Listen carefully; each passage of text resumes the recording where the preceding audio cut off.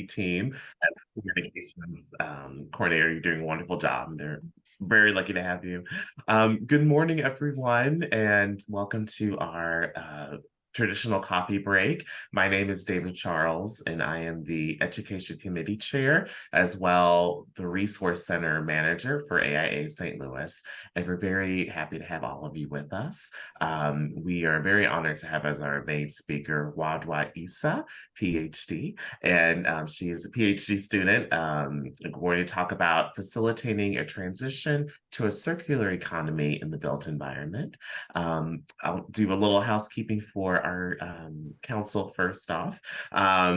As part of the education committee, I do want to promote our upcoming evening programs.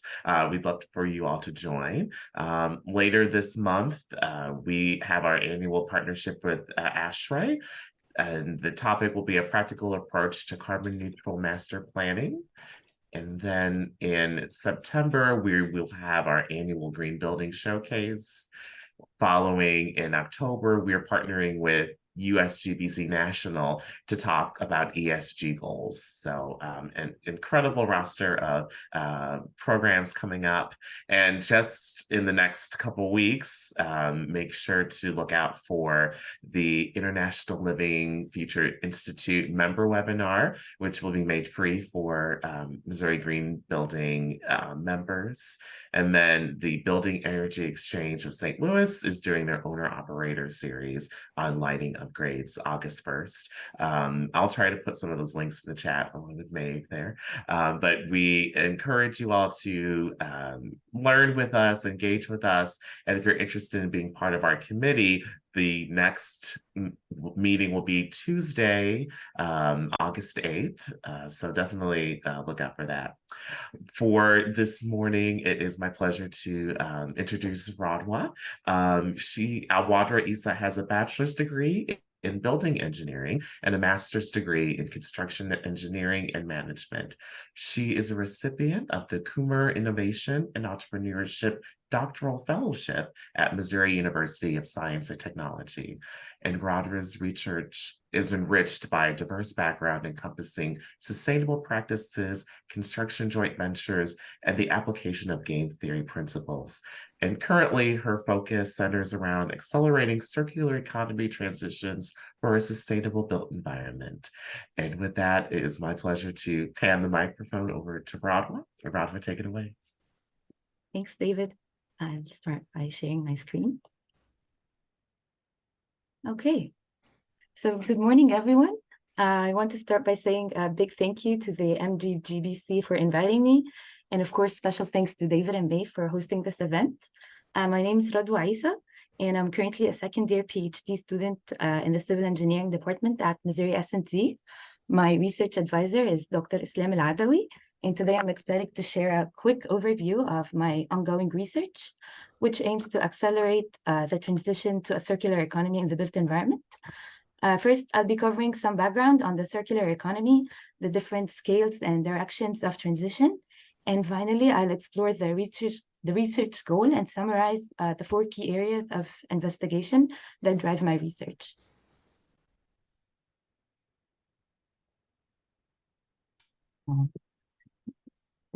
The slide is moving. Mm-hmm. It is? No. It's not? I do not see it, no. Okay. Just a second. I think. Oops.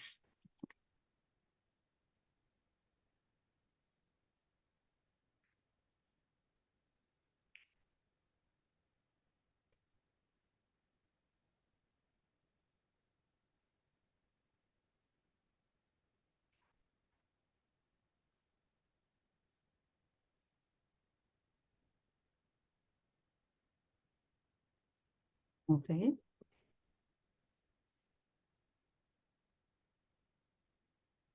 Is it moving now? No. Sadly That's not. strange. Are you selecting the presentation or your screen to share? The presentation itself?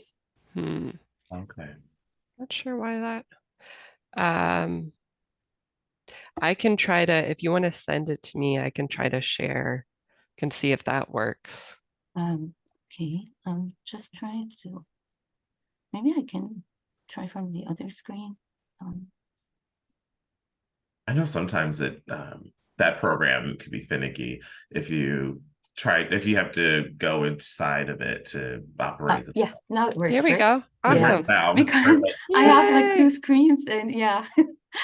Yeah, sorry about that. Okay, no worries No at all. worries. Murphy's Law of technology. Yeah. All right. So yeah, so let's take a moment to consider like the staggering impact of the construction sector. So in 2021, the construction sector was responsible for a significant 37% of global CO2 emissions, according to the United Nations Environmental Programme, with 10% of this carbon footprint coming from embodied carbon, which includes emissions from raw material extraction, manufacturing, transportation, construction, and end-of-life processes. And in terms of resource consumption, the construction sector accounted for 50% of all globally extracted raw materials. And while 10% may appear less significant compared to operational carbon, it's important to note that this share of embodied emissions has been increasing, and that most of these emissions occur during the first year of construction of a building project, and unlike operations which are distributed across the building's lifespan. And furthermore, as we continue to focus on energy efficiency and grid decarbonization, there's this growing concern that the share of embodied emissions will eventually surpass operational emissions.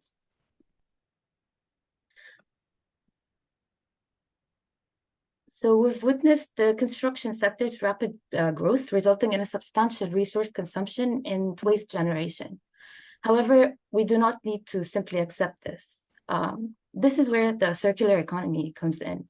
It's the solution that decouples economic growth from resource consumption, and it empowers us to build in a smarter and more sustainable manner. By transitioning away from the traditional take, make, dispose mindset, we embrace a circular model that prioritizes optimized demand and resource efficiency. And in this circular approach, waste is eliminated through thoughtful design, materials being kept in the value chain for as long as possible, promoting a sustainable flow of resources. And to study the transition towards a circular economy in the built environment, there are two critical factors that need to be considered for a systematic approach. These two factors are scale and direction. So starting with scales, at the macro scale, in terms of research, there is the study of urban stocks in nations, regions, and cities. And in this scale, the entire built environment is modeled on a high level to understand its resource flows, waste generation, and environmental impact on this larger scale. And then on the other extreme, there's the micro scale, where research is geared towards the fact that various stakeholders in the value chain have like pivotal roles in the transition. And each, oh, I didn't move my slide here. Yep, there we are. Yeah, and so on the micro scale, the research is geared towards the fact that the various stakeholders in the value chain have like pivotal roles in this transition. And each stakeholder influences the built environment sustainability in their own specific domain. For example, owners requiring green building certifications and life cycle assessments. We have designers adopting low impact design principles, contractors requiring EPDs, environmental product declarations, and also manufacturers opting for green materials and structural elements. However, it's at the mesoscale, the one in the middle, where the individual stakeholders interact and collaborate within construction projects, creating an impact that triples into the macro level through shared goals and coordinated actions. And then there's a lack of research on this level. And in the first module of my research, we're compiling a portfolio of strategies that are stakeholder and value chain specific. And this was done through a literature and practice review, and also by analyzing their implementation, the implementation of strategies on award-winning projects to investigate the synergies and trade-offs among such strategies.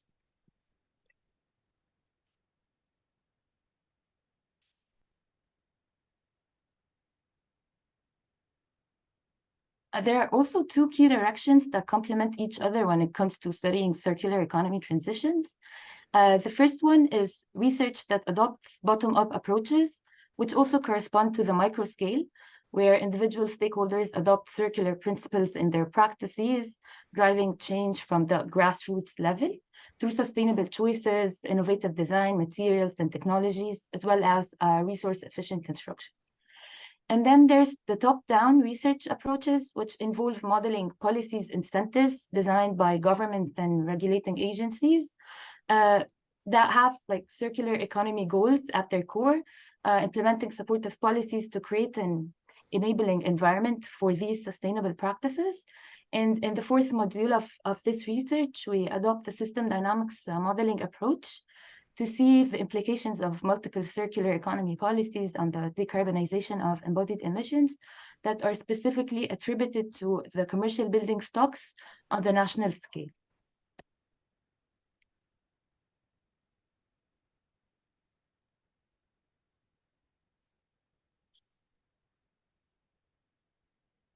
To this end, the goal of this research is to accelerate circular economy transitions in the construction sector through a systems-based approach. And to achieve this, we account for the scales and directions of change that we just talked about, as well as the uniqueness of the construction industry and the diversity of its stakeholders.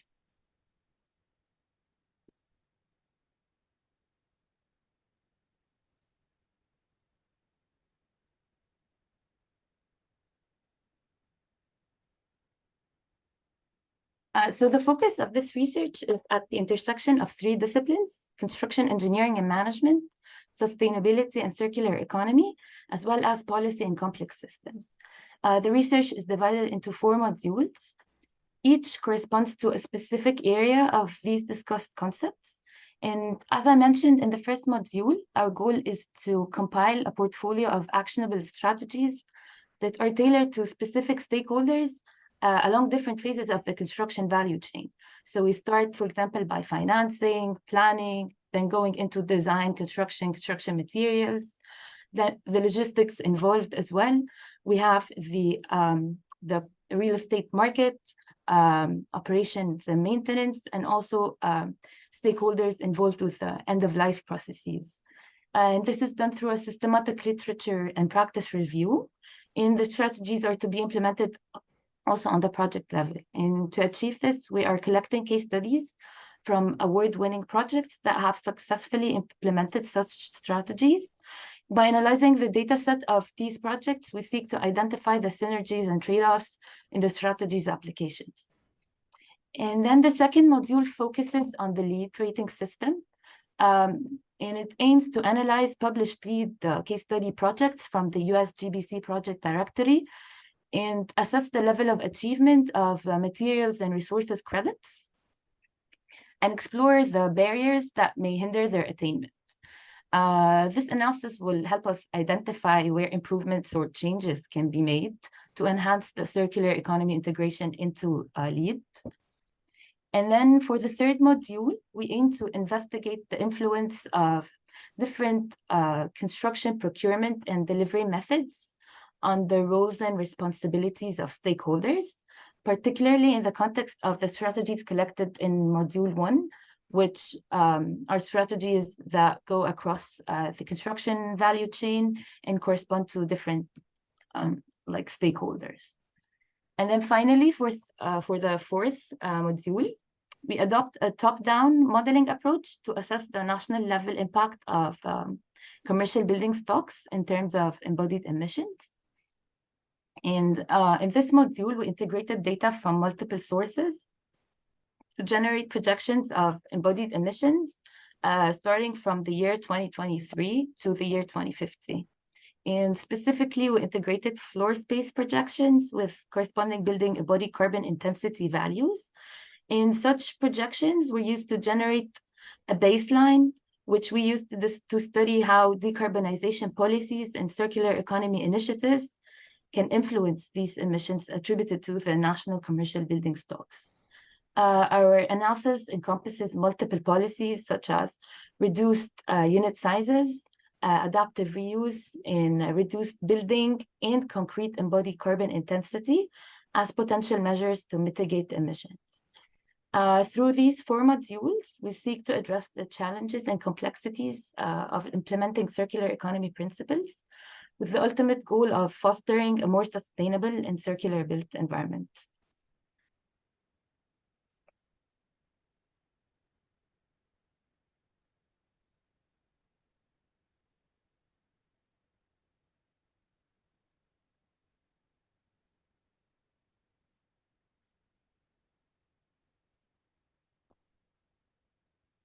So that's a wrap on my presentation. Thank you all for listening.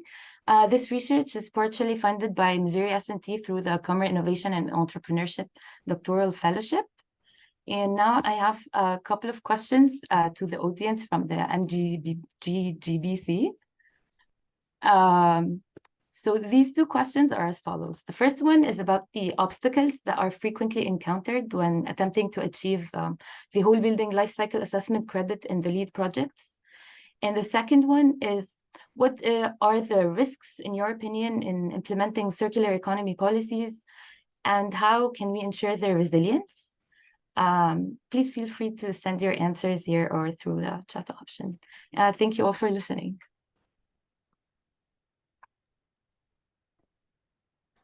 Ms. Radwa, thank you so much. That was a very informative and well done presentation, and certainly, Thanks, David. Yeah, certainly going through all that. But yes, we do invite all of you live to put in your answers, or if you'd like to speak them aloud, feel free.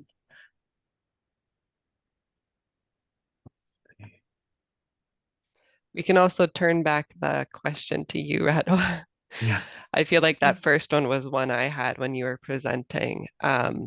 So it'd be interesting to hear what your thoughts are too about what are the biggest obstacles, especially, I mean, in particular, I was thinking about when you're looking at these LEED buildings, what are the obstacles that you are seeing the most? What I'm seeing, especially also when modeling on the national stock level, it's the lack of data, and there's like data inconsistency. For example, in reporting, with like not all the stocks are reported on the same measures, but I think for the case of life cycle assessments, there are standards for them. For example, those from ISO, and also like the European ones for the LCA process. But I'm not sure what the significant obstacles are for achieving this credit specifically for the LEED rating system. Because is it like achieving the reduction from the baseline, or is it like doing the life cycle assessment itself? And that was my question. Is it like for requiring EPDs and doing the modeling? I wanted to like get more insight into this. Yeah.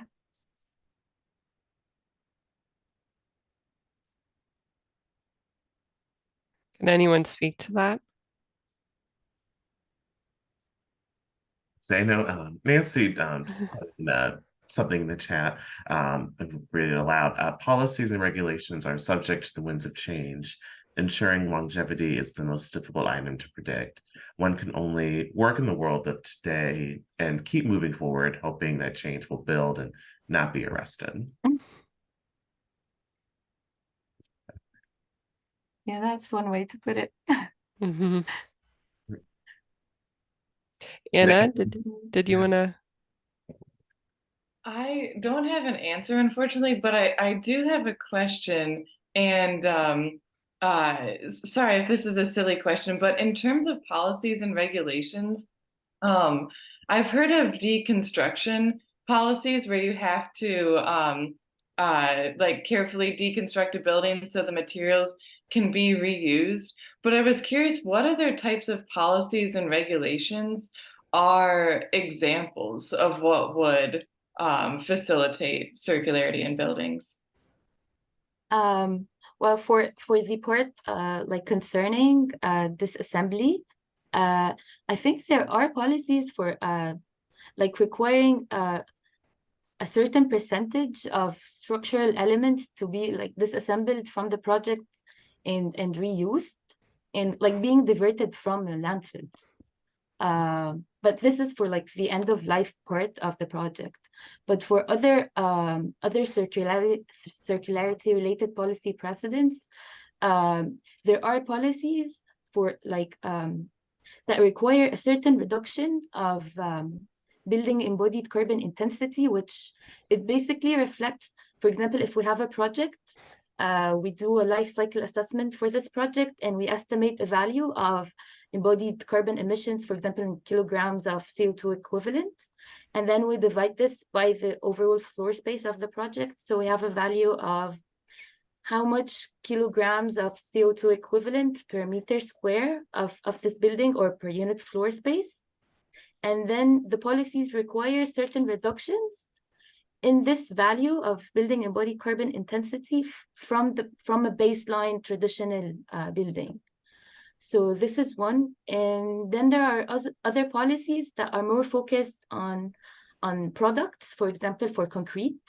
There are buy clean policies, for example, of concrete that has a reduced carbon intensity. Yeah, and then there are policies, for example, I haven't seen like clear policies that encourage like optimized design in terms of like reducing floor space in a way. I haven't seen this, but I know there are policies for like that remove like minimum size requirements for the building itself. Yeah. Thank you. You're welcome. Thanks. I hope this answers your question. There's another question in the chat asking about EDP and kind of what that is again. I think it refers to EPDs, environmental product declarations, and these are like declarations like the ones that we have, for example, when we buy like food products and we have this like sticker on the back of the packaging that says how many calories that we have in them, how many, for example, other nutrients. It's something exactly like that, but for building products. So it says how much CO2 emissions are attributed to this. Things like, for example, for CO2 emissions, it's measured in something called global warming potential. It also measures other environmental impacts related to this product. And actually, one of the requirements of one of the materials and resources credits in the LEED rating system is using products in the project that have environmental product declarations and providing them as some sort of documentation in the process of attaining the LEED certification. Very well said. Thank you so much. Thanks, David. Yeah. Does anyone else have any questions? I have more if no one else does.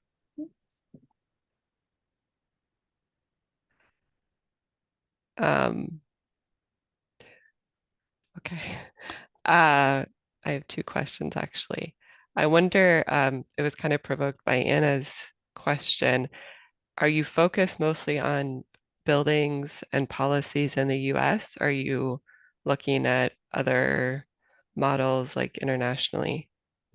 For the part where I'm doing the top-down modeling and looking at the policies part, yes, I'm focused on the US. And Okay. actually, I'm more focused on the commercial building sector.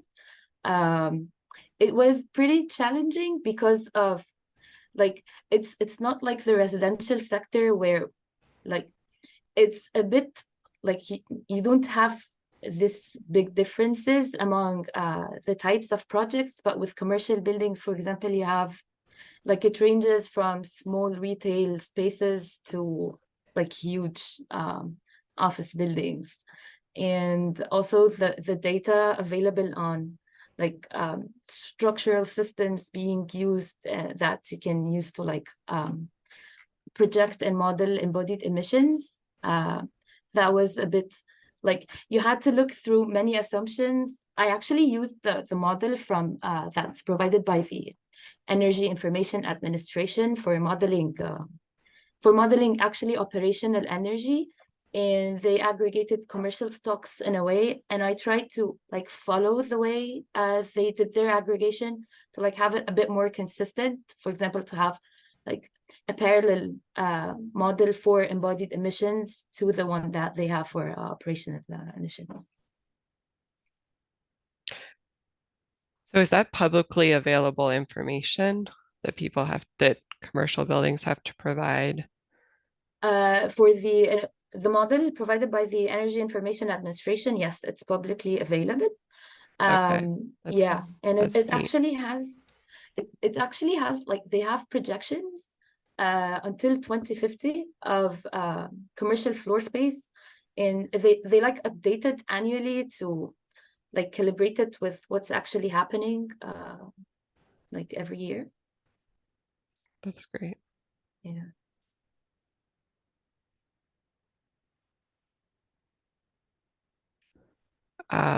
Any other questions that people have?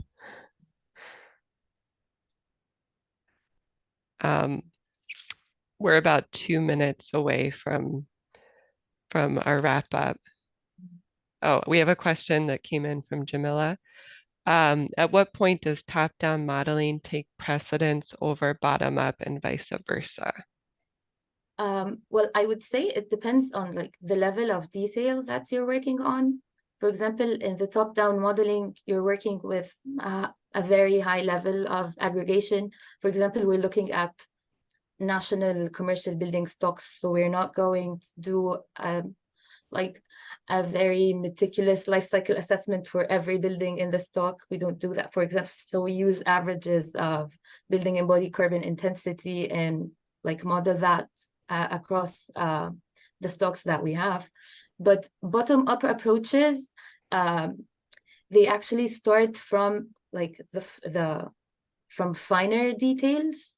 So the more you have data on like the behavior of the stakeholders that you're modeling, how they interact with each other, the expected outcomes of such interactions, then bottom-up approaches would be more relevant. Yeah, that's super interesting. We have another question, probably our last question for today. I know this conversation could continue easily for a lot longer. From Anna, I was curious if there are any great examples or builders or cities implementing this in the US that you've come across in your research. Yes, there are actually multiple cities like proposing amendments to their codes. For example, regarding the concrete embodied carbon intensity, things that have been happening this year and the past year regarding concrete embodied carbon intensity. I know the first one started in Marin County in California, and one of the greatest resources to provide like a summarization of policy precedents is the Carbon Leadership Forum. It has it compiles multiple policy precedents regarding like the products, as I just mentioned, the buy clean policies, and also the policies regarding like encouraging building embodied carbon intensity in general. These have also been put into like proposed on the scales of multiple cities. I'm not sure I remember the names right now, but they're like proposing like a certain threshold of reductions. And actually one of these is a policy by the US GSA. I think it's the General Services Alliance. Oh, yeah. Yeah, and I think it's on the federal level, and they've been requiring this building embodied carbon intensity reduction thresholds. Yeah, I definitely heard about that, I think. Okay, David, do you want to do the final wrap up? Sure, absolutely. Well, thank you all. I agree with you, Maeve. I can talk far longer about this topic, but Radwa, thank you so much for being with us today and sharing your insights and continued success in your PhD track. I know this is just the beginning for you, so all the best. And Maeve, thank you for being behind the scenes as well. And again, welcome to the MGGBC. And for all of you live with us, I put in the chat box a link to the upcoming events. So as everything I said in the beginning, you can RSVP, sign up through our newly advanced website. Also, if you have not joined to become a member, we would love to have you. And we hope that you all have a fantastic Friday and a great weekend ahead. And we look forward to seeing you again soon. Thank you so much. Thanks so much, Radwa. Thanks, everyone. Thanks. Take care, everybody. Bye. Thank you.